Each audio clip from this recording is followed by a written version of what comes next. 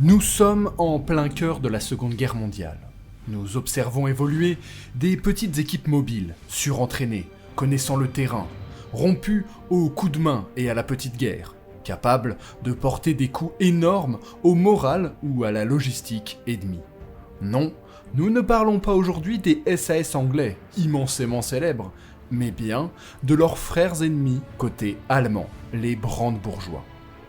Dès la défaite de 1918, l'état-major allemand dessine les contours de sa future doctrine armée, le Blitzkrieg. Un combat interarmes qui mise sur la rapidité, la concentration des moyens et la force de frappe pour percer le dispositif ennemi en un point précis. Cependant, cette méthode est théoriquement aussi efficace que risquée. Ainsi, pour maximiser ses chances, l'armée allemande, et surtout sa branche dévolue au renseignement, l'Abwehr, sont convaincus que cette belle mécanique ne peut se déployer sans le concours de forces spéciales capables de désorganiser efficacement l'ennemi, de contrarier ses mouvements ou encore de décupler le nombre d'infrastructures indispensables au Panzer juste avant l'offensive. C'est de ce besoin que naissent, à la veille de la Seconde Guerre mondiale, les commandos brandebourgeois.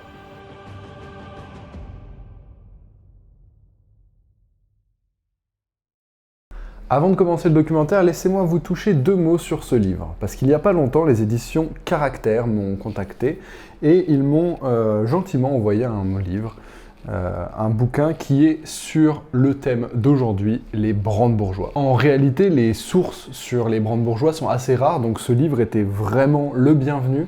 Et en plus, c'est très complet. Vraiment, il y a beaucoup de sources, beaucoup de témoignages, on peut voir. Et un nombre de photos assez intéressants, pas mal de cartes aussi. Donc c'est plutôt bien illustré, ça se lit assez facilement malgré le fait que ce soit très complet en termes de contenu.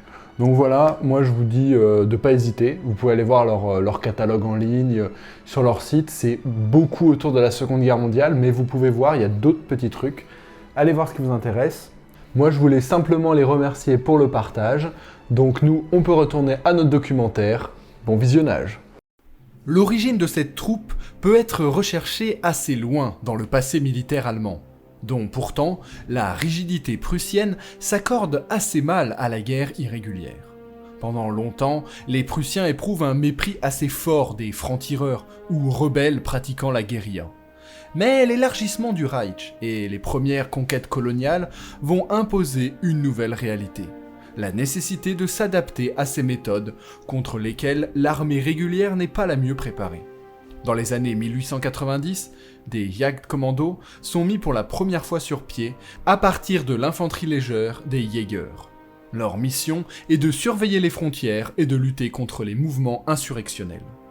Ce concept se développe doucement, notamment en Afrique et en Chine, dans le contexte de la guerre des Boxers, celle des Boers, des révoltes dans les colonies d'Afrique du Sud-Ouest, et ainsi de suite. Et tout va s'accélérer avec la Première Guerre mondiale. Vous connaissez peut-être les Sturmtruppen, ces troupes de choc rapides chargées de capturer les premières lignes ennemies. Ils peuvent être comparés d'une certaine manière aux corps francs français dont nous avons déjà parlé sur la chaîne. Nous avons ici la preuve du début des techniques de ruse, de déguisement pour tromper l'ennemi, du maniement d'armes novatrices, d'entraînement plus rigoureux que la troupe régulière, bref, des prémices de troupes commando.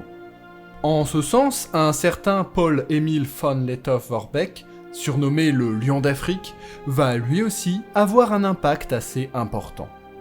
Il est responsable du vaste, et pourtant très vulnérable, empire colonial du Deuxième Reich, en Afrique, qui se retrouve complètement isolé de la métropole durant tout le conflit. Il le sait, il ne pourra pas gagner son combat contre des membres de l'Entente en immense supériorité numérique. Mais il n'a pas l'intention d'abandonner pour autant, et décide de mener une guerre d'un genre nouveau, visant à fixer en Afrique autant de moyens de l'Entente que possible. L'Allemand va mener durant des années une guerre de poursuite et de coups de main en se basant sur le terrain et les populations locales, gardant bien souvent une longueur d'avance sur ses ennemis. Invaincu durant 4 ans, passé maître dans l'art de la guérilla, l'Allemand est entré dans la légende, et avec lui, une nouvelle façon de penser le combat. Après l'armistice, les négociations débutent à Versailles, mais un flottement persiste. Les frontières, sur le point d'être dessinées, sont encore floues. Les nationalismes et régionalismes s'intensifient. La guerre est en réalité très loin de s'éloigner du territoire allemand. Des Freikorps, des corps francs, se constituent de manière spontanée, notamment le long de la frontière orientale. Protéger les sites industriels, les voies de communication, les populations germanophones, voilà leur mission. Dans la théorie défensive, mais pas toujours dans la réalité.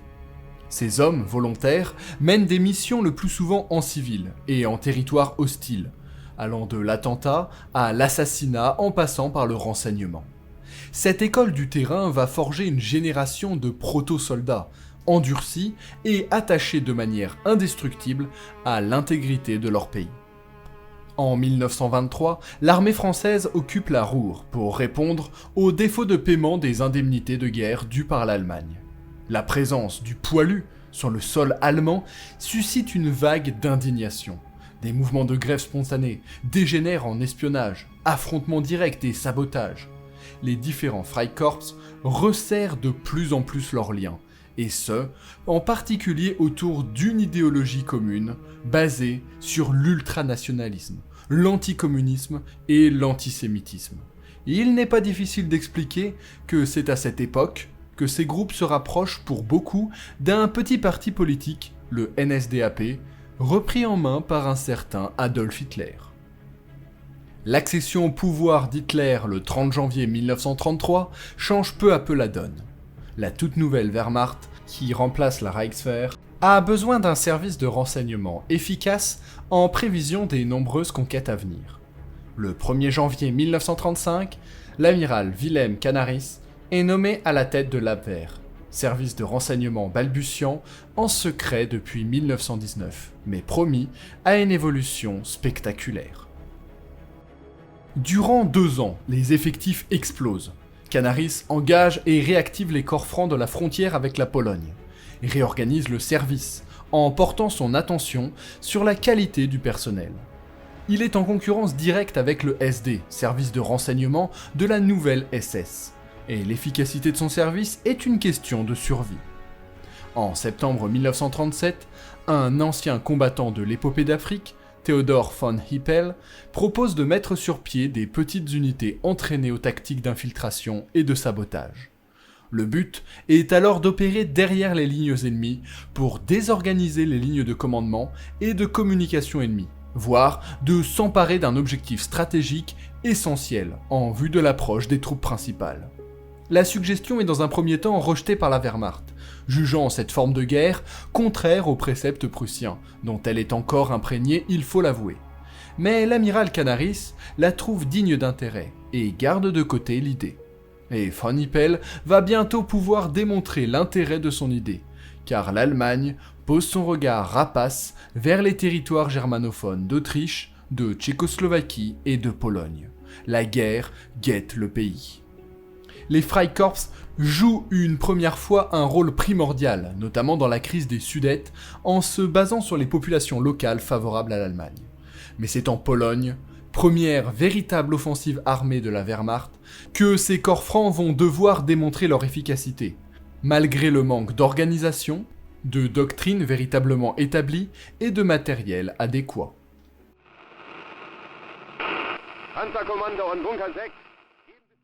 L'invasion de la Pologne est fixée par Hitler, et les corps francs vont entrer en action. Leurs différentes missions doivent être menées de nuit, peu de temps avant le premier jour de l'offensive, après avoir pénétré la frontière habillés en civil, en traversant forêts ou rivières. Capturer des gares, des tunnels, des ponts. Dans les premières heures, leurs objectifs sont d'assurer la protection des points de passage stratégiques de la frontière pour éviter leur destruction par les gardes-frontières polonais et ouvrir la voie aux Panzers. Mais il est évident que ces groupes manquent de préparation. Un tunnel est par exemple capturé la nuit du 25 août, sans savoir que l'invasion a été repoussée de quelques jours. Plus tard, lors de la véritable offensive vers Danzig, le groupement chargé de capturer intact un pont en se déguisant avec des uniformes polonaises, va arriver tant en retard que les troupes allemandes les ont déjà doublés et vont les capturer, les prenant pour des soldats adverses. Les corps francs échouent également, devant le pont ferroviaire de Czech, devant la poste de Danzig. Bref, ils sont loin de faire l'unanimité. Heureusement pour Canaris, certaines équipes ont plus de réussite. Un groupe de 80 hommes déguisés en cheminots et ouvriers s'empare par exemple, au terme de combats assez violents, d'un nœud ferroviaire stratégique. Cependant, ce n'est pas assez pour redorer le blason bien terni des corps francs. La suite des opérations spéciales de l'Abwehr durant la campagne de Pologne se borne surtout à de simples reconnaissances en profondeur. Une autre tâche sombre colore de plus en plus leur tableau, celle de la cruauté et des crimes. La Pologne recense aujourd'hui de très nombreuses exécutions sommaires de prisonniers ou de civils. Quand le pays est finalement conquis et démantelé, le bilan de ces troupes irrégulières est mitigé.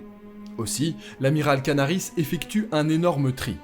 Il assigne à l'Hauptmann Theodor von Hippel la tâche de lever, au sein de l'Abwehr, un corps de troupes unique, spécifiquement dédié aux opérations spéciales.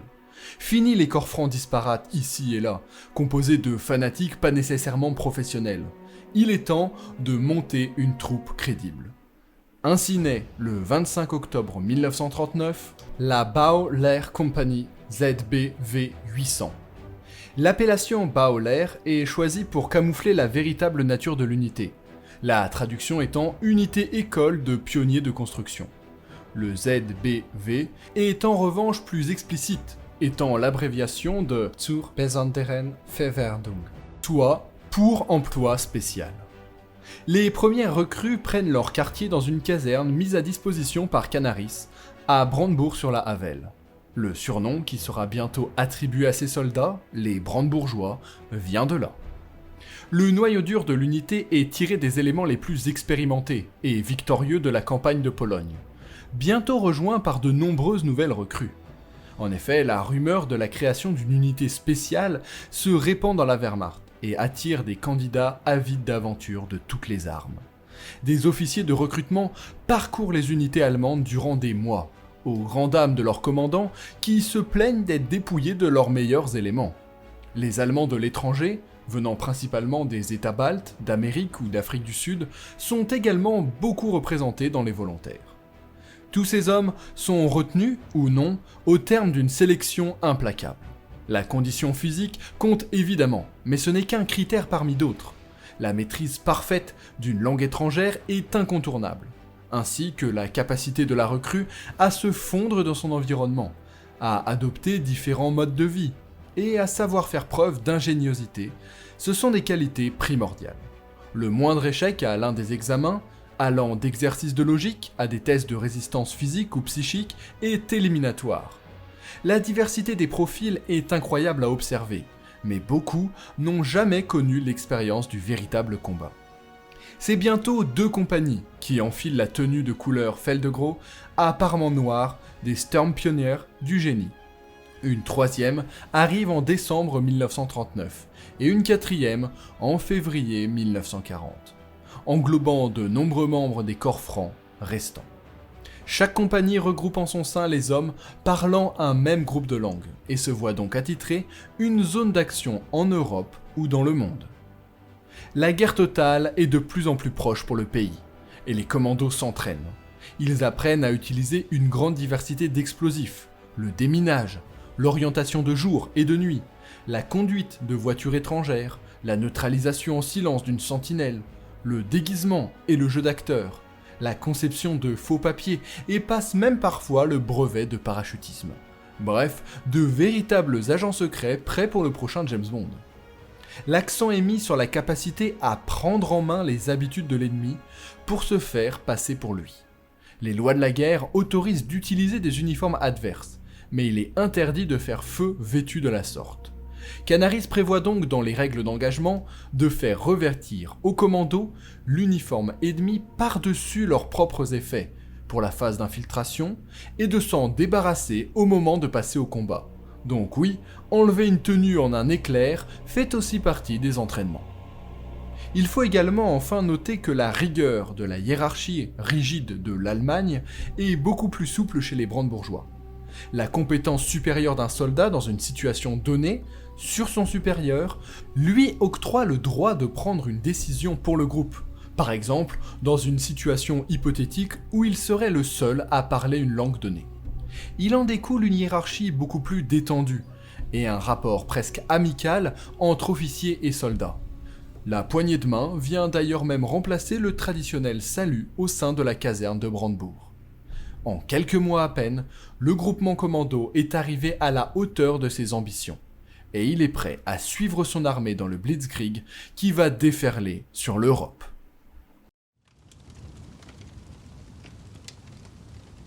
La première véritable offensive impliquant les brandebourgeois est celle menée sur le Danemark et la Norvège. Ils opèrent quelques coupures de communication, actions de sabotage et prises de pont sans grande difficulté. Un terrain parfait pour l'entraînement. Mais la campagne où tout se joue, c'est celle qui s'apprête à être lancée sur la France. Comme en Pologne, leur action est déclenchée dans la nuit du 10 mai, juste avant l'assaut de l'armée. Ils doivent capturer intacts plusieurs ponts stratégiques qui permettront aux Panzers de foncer en territoire ennemi.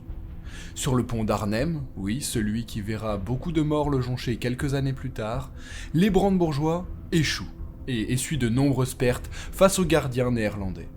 Mais plus au sud, ils capturent avec brio tous les ponts sur la Meuse.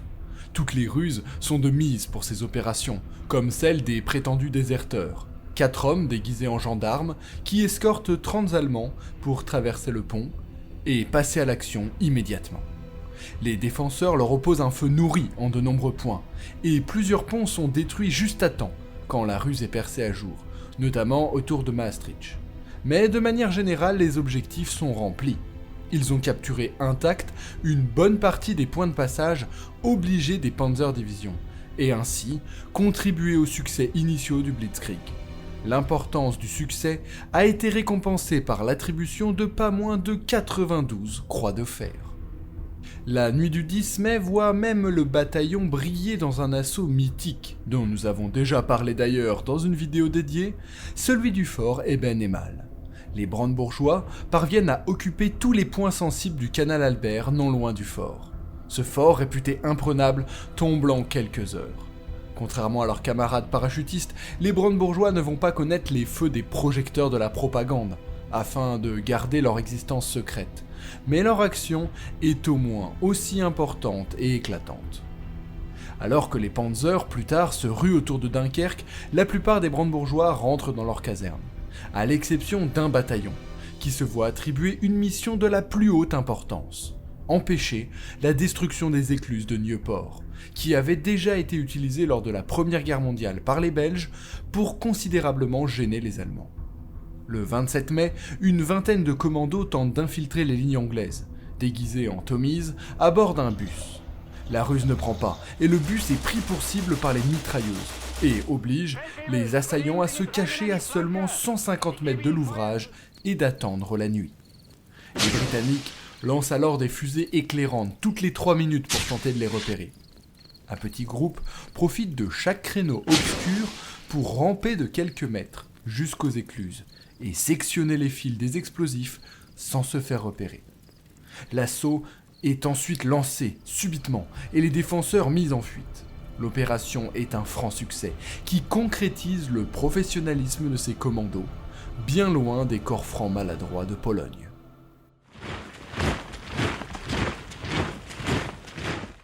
Les réussites de cette unité poussent Canaris à exiger une augmentation des effectifs. Des sections spécialisées voient même le jour, tropicales, parachutistes, montagnes et j'en passe. Au lendemain de la campagne de France, tous les efforts allemands se tournent vers l'Angleterre. 2 opérations sont alors à l'étude. Silao, l'invasion de la Grande-Bretagne, et Félix, l'assaut de l'enclave de Gibraltar. Si la première est assez vite abandonnée, la seconde est activement préparée par l'état-major. Plusieurs membres de l'Abwehr se rendent en Espagne pour obtenir des renseignements sur les défenses du Rocher, à commencer par Canaris lui-même. Un groupe d'un peu plus de 100 brandebourgeois est prévu en cas d'assaut, avec pour tâche de faire sauter les réseaux de barbelés et sécuriser les routes et tunnels menant au cœur de la base britannique. Ils débutent même leur entraînement du côté de Biarritz. Mais trop d'incertitudes planent sur la fiabilité de Franco, tant et si bien que Félix est abandonné à son tour.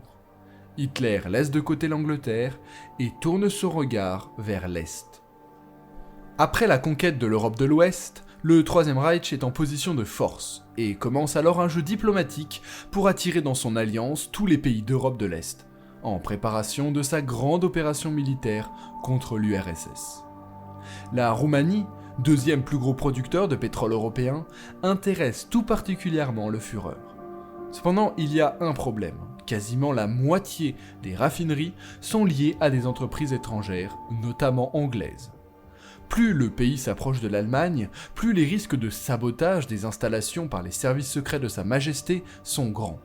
C'est ainsi que les brandebourgeois vont retrouver leur rôle d'agents infiltrés. Très vite, plusieurs éléments sont envoyés sur les lieux pour se faire passer pour des ouvriers tchèques, afin de protéger les lieux sensibles et débusquer les agents anglais. Au total, c'est une centaine qui seront arrêtés par les autorités roumaines sur la dénonciation des brandebourgeois. Ils assurent également la sécurité sur les convois d'or noir, déguisés en cheminots, afin de prévenir les embuscades. Ces actions sont effectuées dans la plus grande discrétion, car la Roumanie n'est toujours pas officiellement entrée dans le camp de l'Axe. Les brandebourgeois utilisent toutes les couvertures à leur disposition, et iront jusqu'à endosser par exemple le rôle d'une équipe de football entière. La Roumanie rejoint l'Allemagne le 23 novembre 1940, et aucune raffinerie n'a explosé, une belle réussite. Et les brandebourgeois vont ainsi pouvoir retrouver le combat. L'incapacité de l'Italie de s'emparer de la Grèce, et le revirement de la Yougoslavie contre l'Axe, pousse Hitler à intervenir dans les Balkans. L'invasion simultanée des deux pays commence le 6 avril 1941. C'est l'ensemble du 2e régiment de brandebourgeois, déjà présent dans la région, qui est mis en alerte. Plusieurs centaines d'hommes vont remplir des missions à l'image de ce que l'on a pu voir dans le cadre du déclenchement de l'invasion de la France. Déguisement et ruse, franchissement de torrents avec une corde autour de la taille, pour des objectifs tous remplis, au prix de seulement 3 morts, 2 blessés et 1 disparu. Encore une fois, ces commandos méritent leur appellation et prennent partout les défenseurs de cour. Après ce début de campagne réussi, les Allemands se lancent à la poursuite des Grecs et Britanniques qui se retranchent derrière une ligne de défense, s'appuyant sur des obstacles naturels comme le mont Olympe, la fameuse ligne Aliakmon. C'est sur les pentes de cette montagne sacrée que les commandos allemands vont prouver aux montagnards qu'ils accompagnent qu'ils n'ont rien à leur envier.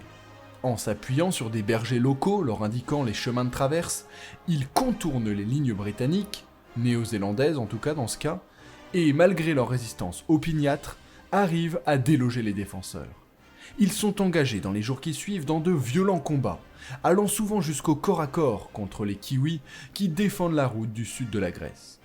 Quelques jours plus tard, ce sont bien des commandos brandebourgeois qui hissent la croix gammée sur l'acropole. L'Europe continentale est conquise, et les brandebourgeois ont apporté leur pierre à l'édifice. Qui a dit que l'Allemagne avait bordé son action à l'Europe ? Les brandebourgeois, défendant leur double image d'agents secrets et commandos, ont vu du pays. Alors que l'armée allemande est pour l'instant concentrée sur la guerre en Europe, l'Abwehr porte son regard au-delà, sur les immenses empires franco-britanniques et sur les pays indépendants limitrophes. Ce noir regard se pose notamment sur 2 pays, l'Afghanistan et l'Irak, 2 pays neutres. L'Afghanistan est une plateforme parfaite pour opérer en Inde et y armer des rébellions visant à déstabiliser les arrières britanniques. Un brandebourgeois sera envoyé sur les lieux à ces fins.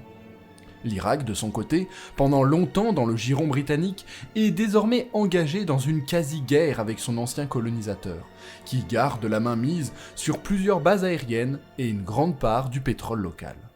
Des brandebourgeois sont aussi envoyés pour former et soutenir l'armée irakienne contre les Anglais, en attendant l'envoi d'un corps expéditionnaire en préparation. Mais ce dernier n'arrivera pas à temps et l'Angleterre reprend le contrôle de la situation. Pour cette part des brandebourgeois, habitués aux conditions désertiques et complètement à l'aise avec la culture et la langue arabe, un nouveau front gagne en importance. Celui tenu par un certain Erwin Rommel, en Afrique du Nord. La guerre du désert se prête parfaitement aux actions commando des brandebourgeois, tout comme elles se sont prêtées aux actions des SAS anglais ou des colonnes irrégulières de la France libre. Les Allemands sont au début cantonnés à la surveillance des postes les plus isolés, au fin fond du désert, mais très vite vont retrouver ce pourquoi ils sont faits, les missions offensives et le subterfuge. C'est habillé et équipé à la française ou à l'anglaise qu'ils sillonnent le désert, en s'appuyant quotidiennement sur les nomades peuplant la région. Un jeu du chat et de la souris s'engage dans ces régions désertiques, où seuls les commandos de chaque armée opèrent, et quelques accrochages ont même lieu. C'est également eux qui coordonnent la célèbre opération Condor, visant à envoyer 2 espions allemands jusqu'au Caire, en contournant l'une des lignes de défense les plus solides, à travers l'immensité du Sahara. Une épopée digne des premiers explorateurs du désert.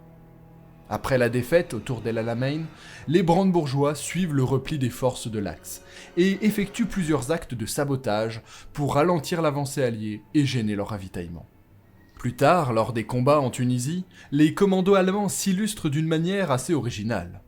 En utilisant leur ruse habituelle du déguisement, ils s'approchent à bout portant des lignes américaines et passent subitement à l'assaut.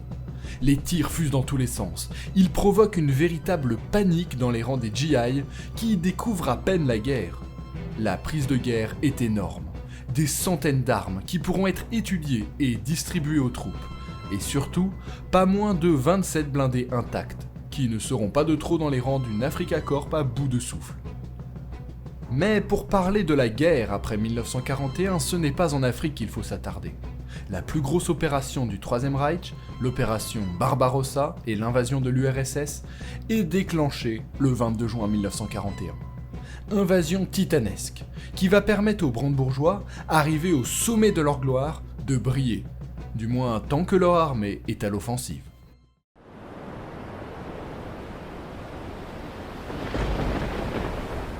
À l'aube de ce grand projet, les brandebourgeois, qui seront évidemment de la partie, se préparent.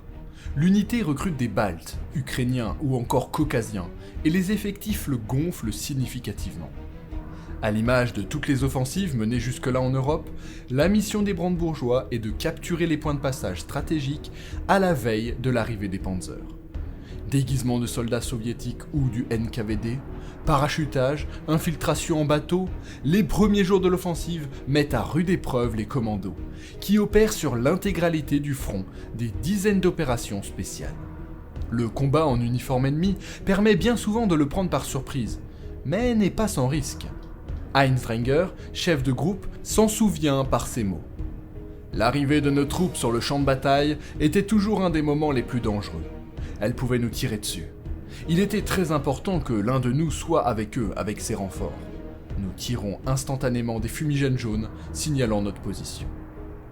L'Abwehr aura par la suite quelques démêlés avec ses bataillons ukrainiens ou baltes, qui commettent plusieurs crimes de masse contre les populations locales, allant à contre-courant de la mission colonisatrice et libératrice que veut endosser l'Allemagne, en tout cas au début de l'opération. Et l'Abwehr va jusqu'à même dissoudre ses bataillons au mois d'août.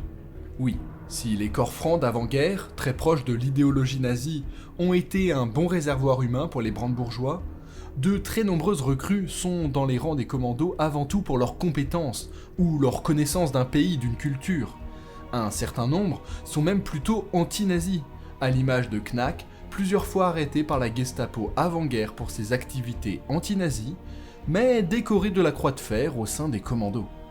Durant les semaines qui suivent, les brandebourgeois servent surtout d'éclaireurs avancés pour les unités de la Wehrmacht, et vont parfois être engagés dans de violents combats de conquête de villages, de batteries côtières, de barrages ou de ponts, puis de défense de ces lieux face aux contre-attaques, l'unité démontrant sa capacité au combat de haute intensité. Je peux citer le groupement commando de Siegfried Graber, qui, de bon en bon, capture intact un pont, un barrage et un terrain d'aviation sur la route de Leningrad en seulement quelques heures, et cela au prix d'un unique blessé. S'ensuit ensuite une défense acharnée, beaucoup plus rude celle-là, face aux contre-attaques russes. Mais cela n'est pas que sans conséquence, car chaque perte d'un commando est beaucoup plus dure à remplacer que la perte d'un fantassin classique, Certains bataillons sont tant affaiblis qu'ils sont obligés de rentrer en Allemagne dès la fin de l'été. Bien sûr, les commandos ne perdent pas leur vocation aux opérations spéciales. C'est à l'extrémité nord du front, aux confins du cercle polaire, que prend place l'opération Zebrafuchs, visant la capture de Mourmansk et les lignes de chemin de fer irriguant l'URSS de l'aide occidentale arrivant par l'océan Arctique. Mais le front stagne après 6 mois d'offensive dans la neige, recouvrant les forêts et marais de cette région, hostile aux grandes opérations. C'est alors qu'est sortie de la Manche l'Atout Finland Company, la compagnie spéciale attachée à ce front. Là où même les très expérimentés montagnards allemands et skieurs finlandais ont échoué, les brandebourgeois doivent réussir. 90 spécialistes, tous skieurs émérites et volontaires, sont lancés dans la bataille. Leur entraînement est poussé par des instructeurs finlandais.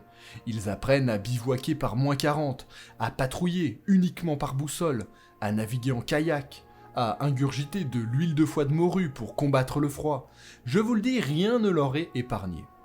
Une première tentative d'infiltration se solde en désastre, mais la deuxième est bien mieux préparée.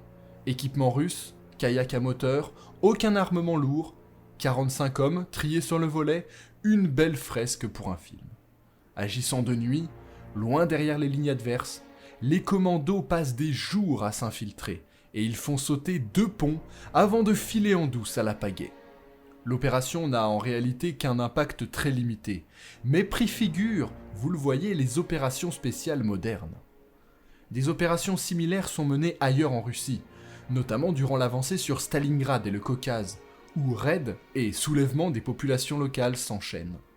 Succès tactiques retentissants, mais dont l'impact sur le cours de la guerre sont cette fois trop limités, et à chaque fois engrangeant des pertes de commandos qui sont de plus en plus douloureuses pour la compagnie. C'est alors que le front se stabilise. Plus jamais les Allemands ne seront à l'offensive. L'action des brandebourgeois s'en voit grandement mise en difficulté. Un nouveau problème grandit sur les arrières, celui des partisans. L'Allemagne se retrouve confrontée de manière grandissante à des bandes, devenant quasiment des petites armées, opérant sur ses arrières et se retrouve complètement démunis face à cette action d'une nouvelle ampleur.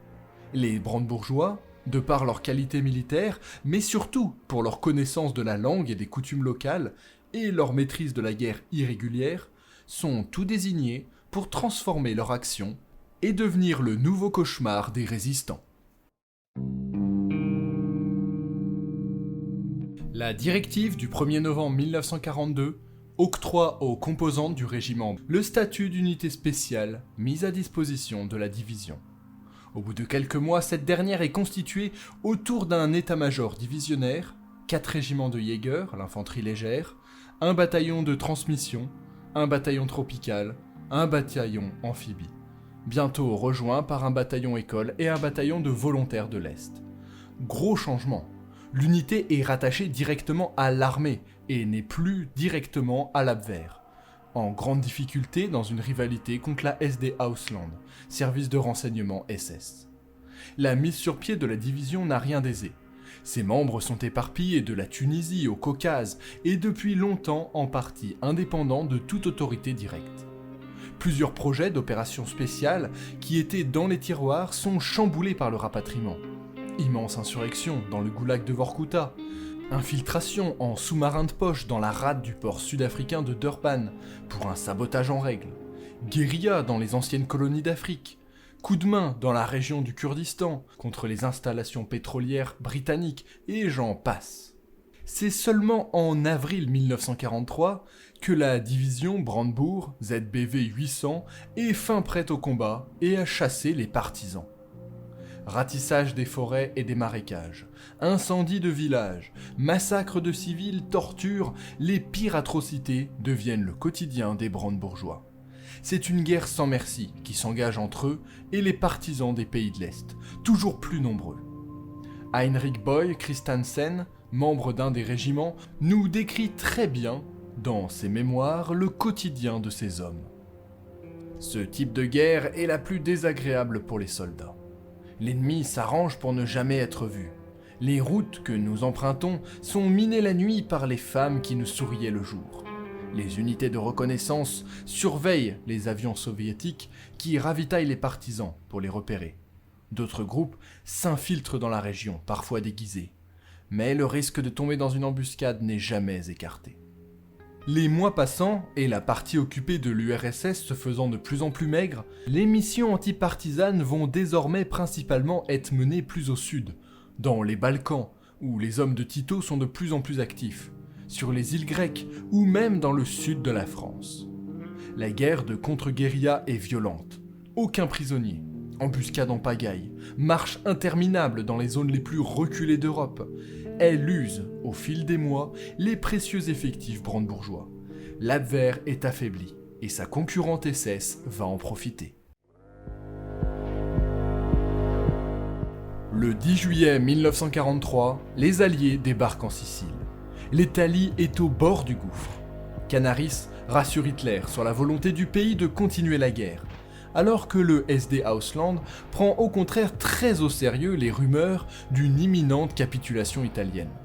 Quand cette dernière intervient quelques jours plus tard, c'est une catastrophe pour le service de renseignement de l'Abwehr.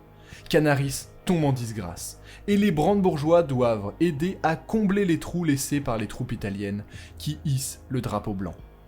Ils doivent même lancer leurs dernières opérations spéciales pour prendre de vitesse les troupes qui retournent leur veste et rejoignent les rangs alliés.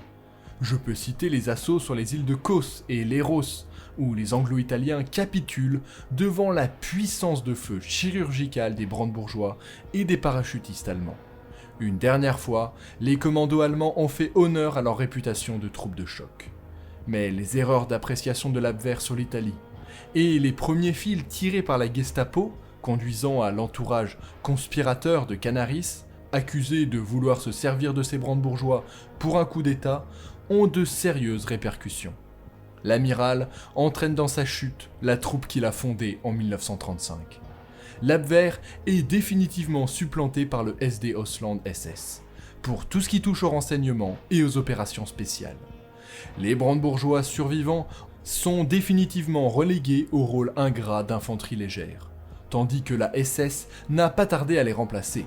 Le 12 septembre 1943, à la stupeur du monde entier, elle réalise un coup d'éclat à peine croyable, en délivrant Mussolini de sa prison.